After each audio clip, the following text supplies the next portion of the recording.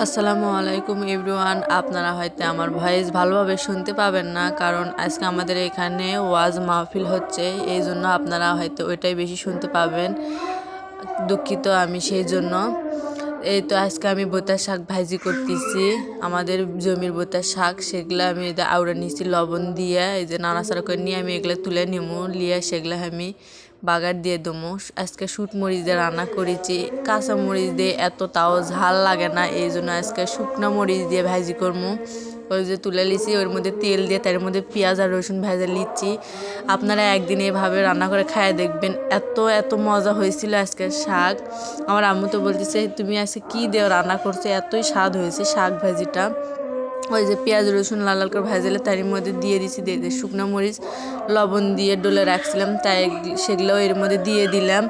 এই তো আমার ভাজি হয়েই গেছে প্রায়। আমার রান্না কেমন হয়েছে কমেন্টে বলে যাবেন, অবশ্যই লাইক কমেন্ট শেয়ার করে থাকবেন।